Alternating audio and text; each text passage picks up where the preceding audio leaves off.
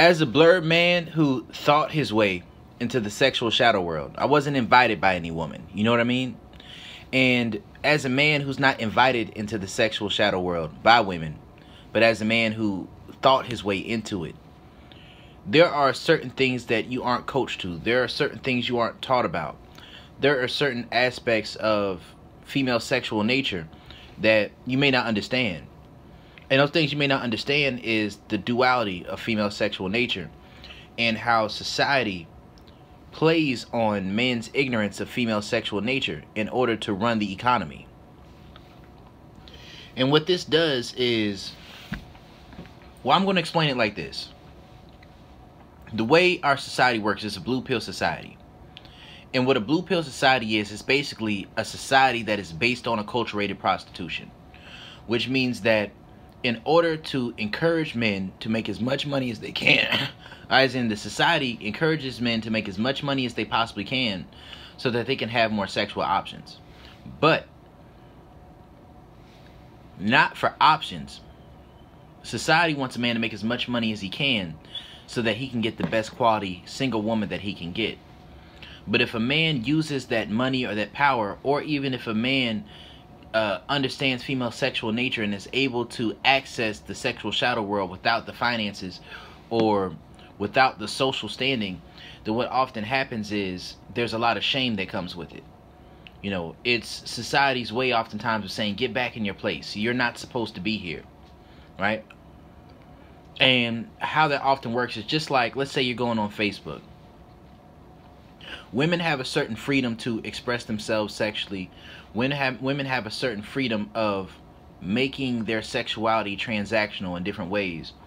But if a man exploits these different aspects, then what will usually happen is, let's say a man will get, put in Facebook jail or Instagram jail, or you may be taken off of certain platforms because it messes with the society. It messes with the status quo.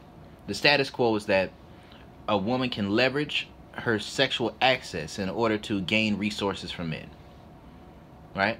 And this is an unspoken thing. It's an unspoken thing. And to take advantage of that, it's something that will pay some pretty harsh prices, some pretty steep prices. And not a lot of men understand this, right? Because a lot of men are ignorant. They don't understand female sexual nature. They don't understand the sexual shadow world. They don't experience these things. They don't know these things, and it's on purpose. The way it usually works is like this. There are a certain select group of men, and these select group of men are initiated into the sexual shadow world at a young age. Usually a lot of these men are, a lot of the times, they're prey from older women who will take advantage of them at a younger age, and many people don't see it as taken advantage of. And for men who find their way into it without being initiated, you don't understand the rules. I didn't understand the rules. Not understanding the rules, I didn't understand the way that these things could fire back on you. Right? So like, let's say you're a man who has sexual power. Let's say you're a man who has social status or money or whatever it is. And you use your platform, or you use your money, or you use your sexual power in order to have access to women sexually. Those women are attracted, to that power. Most women have a certain level of sexual attraction to men who possess certain dark triad traits. It's something that it's understood, but it's unspoken, right? This is where all the toxic memes come from. This is where the idea of toxicity comes from, and how these things create a certain level of sexual desire within a woman. But at any point in time during this process, a woman can go through this entire process with you, right? But the moment that she no longer wants to be in that process with you, she can change the narrative of whatever happened and then pretend to be a victim. And this is why, men who understand certain aspects of the sexual shadow world, we aren't as quick to just quote unquote hashtag believe all women when it comes to certain Me Too instances. Because a lot of men, we've been in instances where we've seen how things can go. Like, let's say you've found your way into natural BDSM, natural submissive type of situations with women, where you have your standards. You say exactly how it's going to go. This is my program. This is what we're doing. And if you don't want to do that, I don't have to deal with you, right? Society will take that and vilify you and make you a demon. Society will take the fact that you have sexual options and vilify you. A woman can have that sexual desire for you, and because that sexual desire often may come from her shadow, right, where the sexual shadow world comes from, often comes from, the idealistic, say it's Jungian psychology, where the sexuality is repressed, and she wants to express that within her shadow.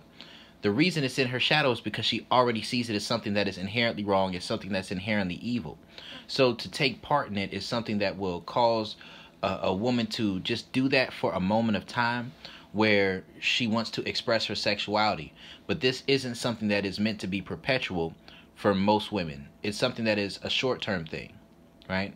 And you can't stretch it out. You can't overstay your welcome, because if you overstay your welcome, then that's where the vilification comes in. That's where the demonizing comes in. That's where the shaming tactics come in.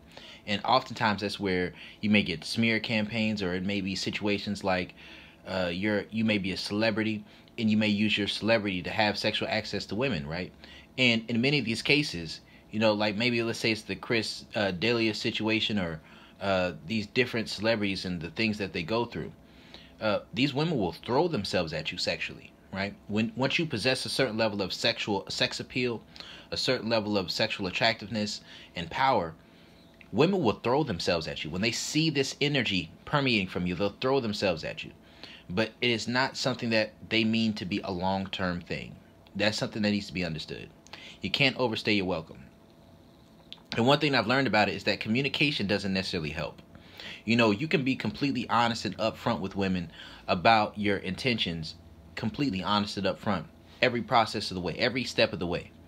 But the moment she no longer wants to deal with you, that woman can take that instance, she can turn it around, she can flip it on you, and act as if you were being a predator, act as if you were being a quote-unquote creep, or that you were pressuring her, or whatever it is, when that had nothing to do with the situation. A woman could have thrown herself at you and still play the victim. This is part of the darker side of female sexual nature that not a lot of men understand. And this is something that we need to understand.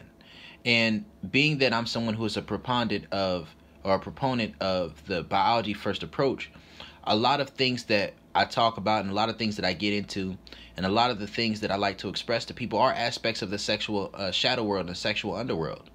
And these things were not meant to be easily integrated into society, right? Because if men began to understand their sexual power, then the corporations would no longer be able to use men's weakness for a desire for sex to cause them to give up their resources to women, because society is based on women being the primary consumers. Women are the primary consumers in our society, right? But men are the primary breadwinners in society.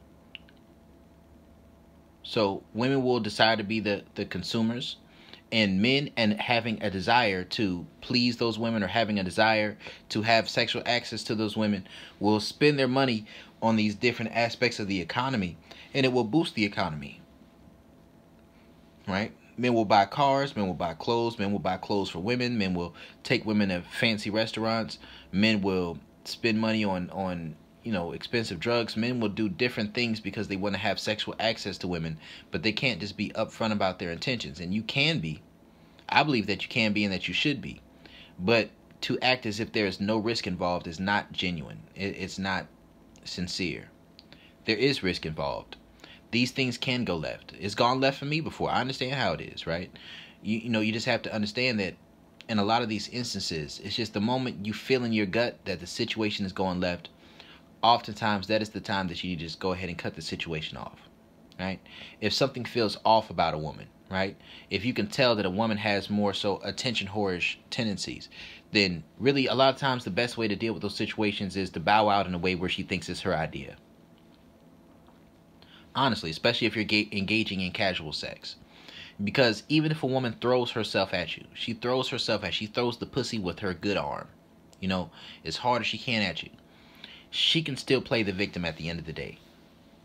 And this is something that men need to understand. And it's a hard thing to understand because I didn't grow up in the sexual shadow world. Or maybe I grew up around the sexual shadow world, but I wasn't initiated into it by a woman at a young age. You know what I mean? It was one of those things where as I grew up, I studied sexuality. I studied different aspects of psychology and Jungian psychology and sexual and shadow work.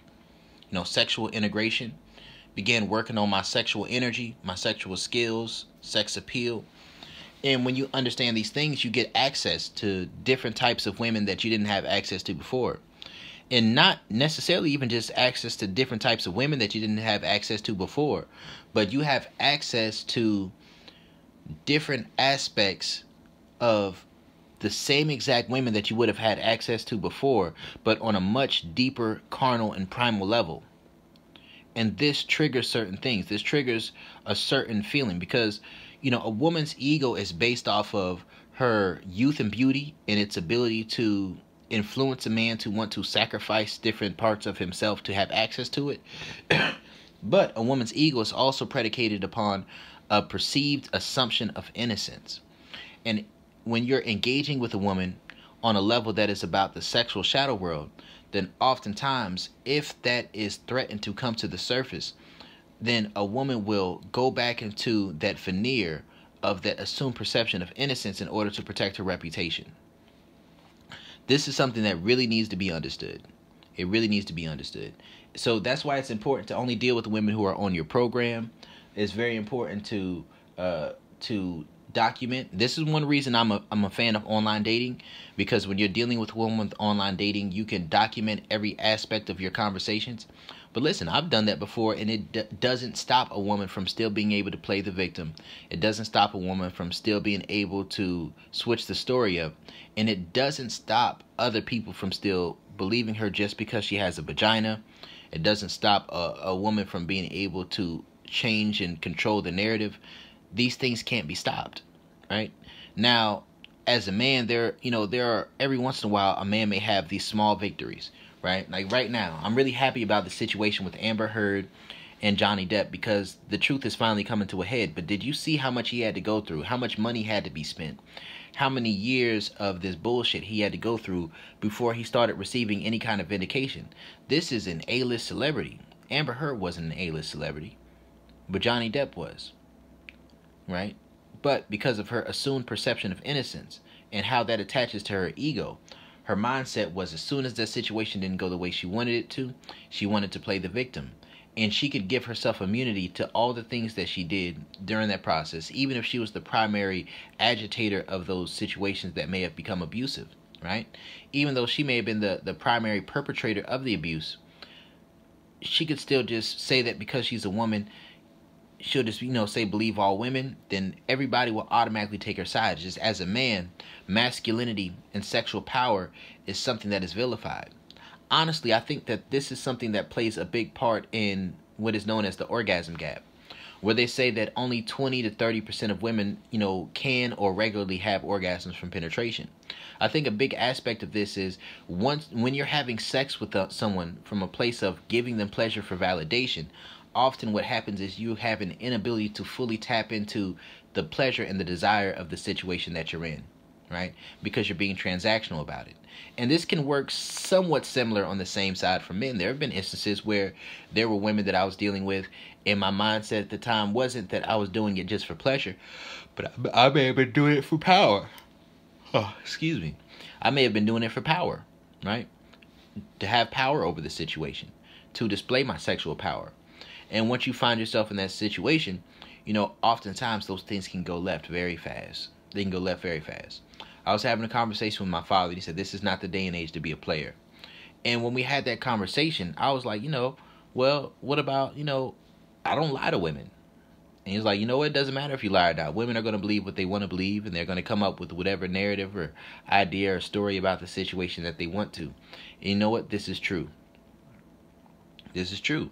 So I just think it's important that a man knows how to safeguard himself against some of these things. It is very important. A big aspect of that is just don't mix the women that you have sex with. Don't shit where you eat. Where you go to make your money, where you go to pursue your purpose and your passion. That's not really the place to be engaging in the sexual shadow world, because it's so quick, it's so easy for that whole narrative to shift around.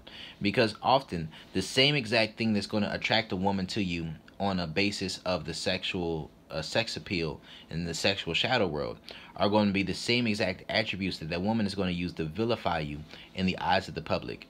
And because most people aren't aware of female sexual nature, because most people aren't aware of the sexual shadow world to a certain extent, if you engage in it and a woman is around you in any place that you create money, then she can give off the impression that you were using that in order to get access to her.